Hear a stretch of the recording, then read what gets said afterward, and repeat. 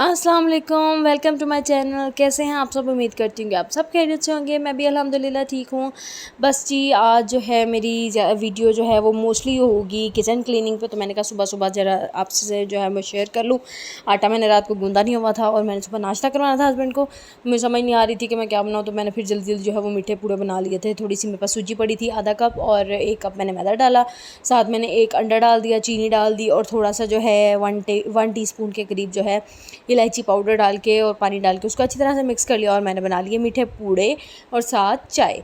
चाय तो जो है आपको पता है मस्ट होती है हर नाश्ते में, चाय के बगैर तो गुजारा ही नहीं है। चाय मैंने बनाई थी एवरीडे की, तो एवरीडे की मैं ऑलरेडी कल या परसों जो मैंने व्लॉग लगाया था उसमें भी थी, तो मैंने फिर सोचा कि क्या उसको मैं उठा के लगाऊं।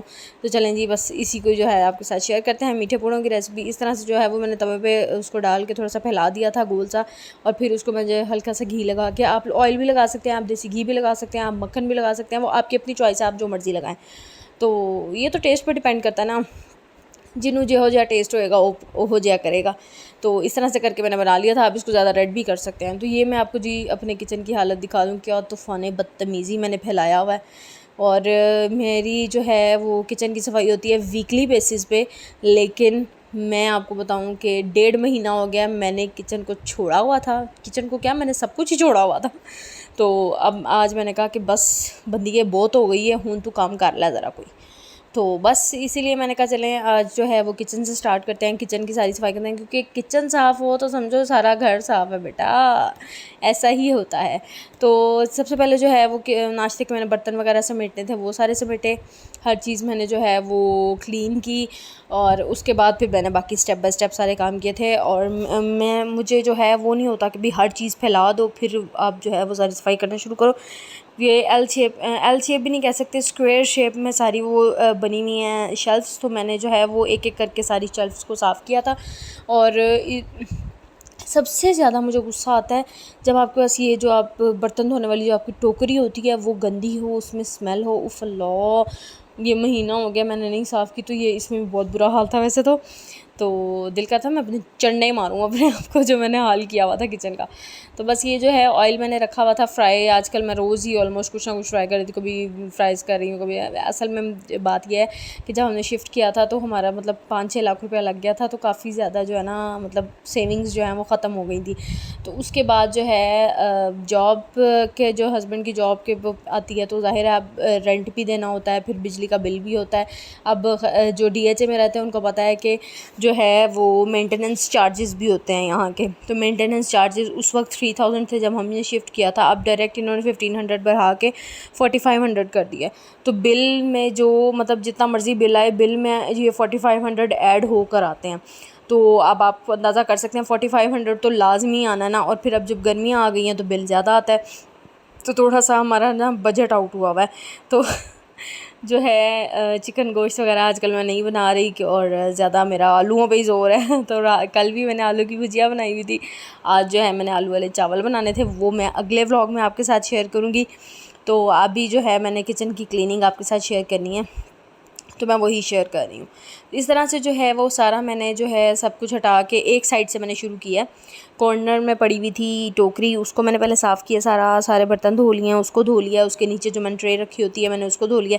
वैसे गाहे बगाहे में उसके नीचे पानी जो ड्रेन होता रहता है और पानी भरता रहता है वो मैं साफ़ करती रहती हूँ, लेकिन आज जो है मैंने ट्रे को अच्छी तरह से धो लिया और मैंने उसको ड्राई करके फिर मैंने यहाँ पे इस कॉर्नर में रख दिया, उस कॉर्नर की बजाय, क्योंकि थोड़ा सा ना ये हो रहा था, मुझे ये फ़ील हो रहा है कि जो इसकी जो ये मार्बल की जो स्लैब रखी हुई है इन्होंने, वो थोड़ी नीचे जा रही है। तो इसलिए जो है मैंने उसको इस तरफ रख दिया है कि ज़रा वेट जो है उस तरफ ना पड़े, उसको जो है बराबर करने के लिए। तो बाकी जो मैंने खिड़की से चीज़ें उठाई थी वो भी मैं रख रही हूँ। इंशाल्लाह इस खिड़की का जो है वो मतलब मैंने सोचा हुआ है कि मैं ना इसको ज़रा चेंजिंग करूँगी थोड़ी सी इसके। तो असल में मैंने फाइन आर्ट का भी किया हुआ है थोड़ा सा, मैं जो है वो घर में भी ये आर्ट का थोड़ा काम कर लेती होती हूँ। तो इसलिए मैंने ये सोचा कार्ड पेपर लेके उस पर थोड़ा सा जो है ना किचन की आइटम्स वगैरह रख के उस पर रूल्स वगैरह लिख के, तो मैं जो है इसको जो है खिड़की को भी कवर करूँगी। तो इंशाल्लाह वो भी आपके साथ शेयर करूँगी, किचन की टिप्स वगैरह किस तरह से आप डेकोरेट कर सकते हैं होममेड चीज़ें बना के। तो बड़ी अच्छी वो हो जाता है। बस सोचा मैंने बहुत कुछ हुआ है, अगर हो जाए तो हिल पड़ूँ मैं तो तो इस तरह से जो है मैंने अब जो है इन सारी दीवारों को साफ़ करना है। अब आप सोच रहे होंगे दीवारें तो साफ़ हैं, लेकिन मेरी नज़र से देखो बेटा, फिर पता चलेगा कितनी साफ़ है। ये अक्सर मुझे याद आती हैं मेरी मामा की बातें। हम कहते होते थे ना, मामा क्या आप सफाइयाँ करती रहती हैं हर हफ़्ते आप कहती हैं बस ये भी सफाई कर लो, वो भी सफाई कर लो, यार गंदा कहाँ है? तो कहती हैं मेरियां अक्खां नाल वेख, फिर मैं तेन दसांगी फिर तेनू पता लगेगा कितना गंदा। और वाकई यार बहुत गंदा था भाई, बहुत गंदा था।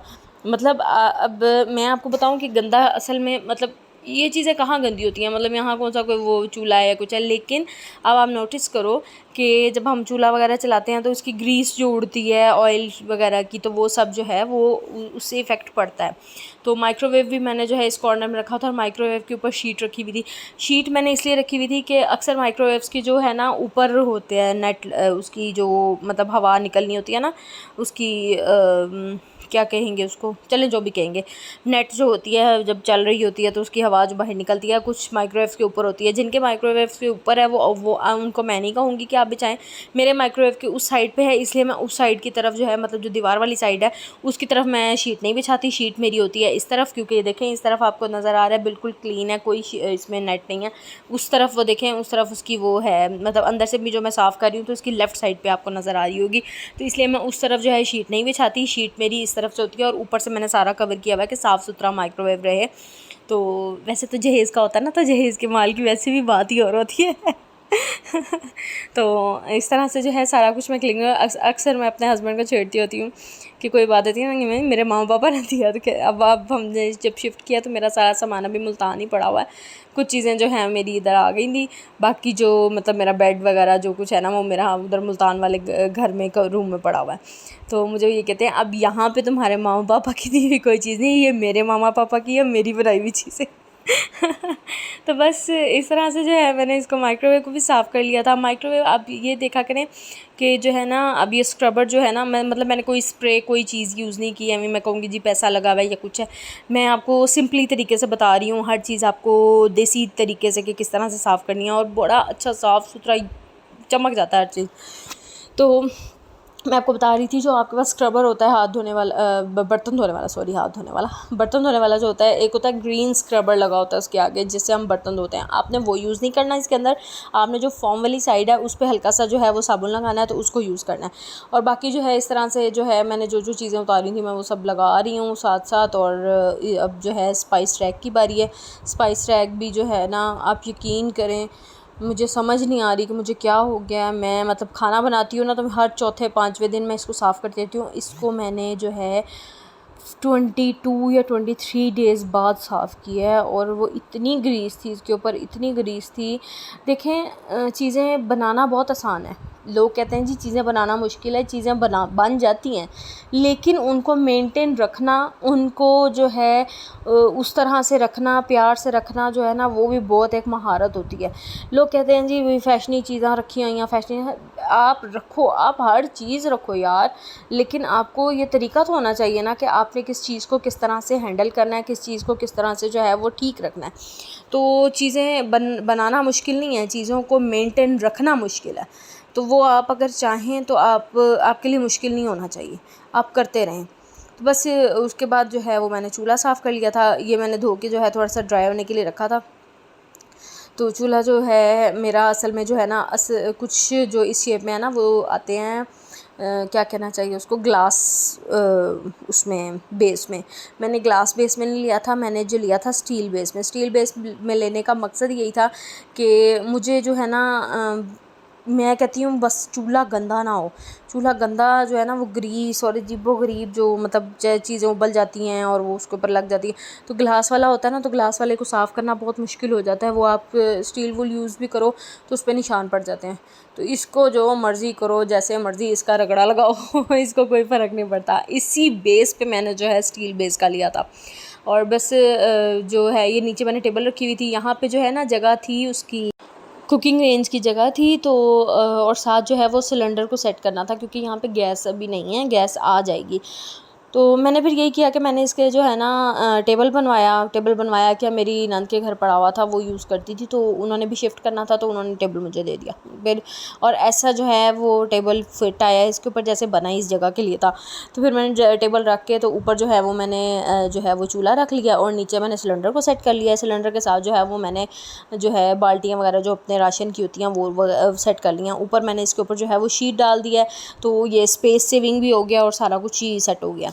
तो अब इस तरह से मैं आपको दिखाऊंगी कि मैंने स्पाइस रैक को किस तरह साफ़ किया। सारी जो है ना वो स्पाइसेस निकाल के फिर भी जो है मैंने हड हरामी दिखाई है कि जो है मैंने नमक मिर्च वाले जो है ना डब्बियाँ वो नहीं धोई।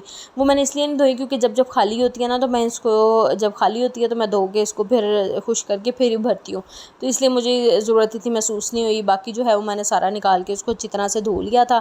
और अगर इस तरह का स्पाइस रैक किसी को चाहिए तो ये मैंने मंगवाया था inmal.pk से। मैं जो है डिस्क्रिप्शन में इसका जो है वो भी लिंक भी डाल दूँगी, तो अगर आपने मंगवाना हो तो आप मंगवा लें। ये आपको मिलेगा ऑलमोस्ट आई थिंक सो 25 या 2600 का, या हो सकता है सस्ता हो गया हो, मुझे इतना याद है। तो अगर आपने लेना हो तो आप वहाँ से ले सकते हैं, परचेज़ कर सकते हैं, उनके पास इस वक्त स्टॉक मौजूद है। तो इस तरह से जो है मैंने इसको अच्छी तरह से वॉश कर लिया था। मैंने इसमें कोई स्प्रे कुछ नहीं यूज़ किया, देसी तरीके से जो है वो जैसे बर्तन धोते हैं उस तरह मैंने उसको जो है साबुन लगा के अच्छी तरह से मैंने धो लिया। और धोकर जो है अब इसको मैं जो है वो थोड़ा सा पहले पानी ड्रेन करूँगी, उसके बाद जो है वो टिश्यू से इसको अच्छी तरह से साफ़ कर लूँगी।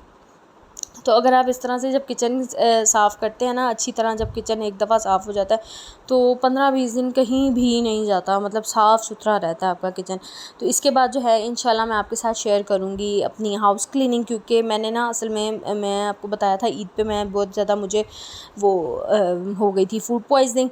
तो उसके बाद जो है मोशन भी थे और वॉमिटिंग भी थी, उसकी वजह से मुझे जो है वो वीकनेस काफ़ी ज़्यादा हो गई थी। सफाई मैं कर रही थी लेकिन उस तरह से, आपको पता है कि घर में जब मासी वगैरह नहीं होती, जब आपने खुद ही करनी होती है, थोड़ी थोड़ी करके तो आप करते रहते हैं, लेकिन जो प्रॉपर सफाई होती है ना उसकी बात ही और होती है। तो फिर मैंने यही सोचा था कि जैसे थोड़ा सा मैं बेहतर होती हूँ, क्योंकि चल फिर भी रही हूँ, सब कुछ है, लेकिन वीकनेस थी मुझे।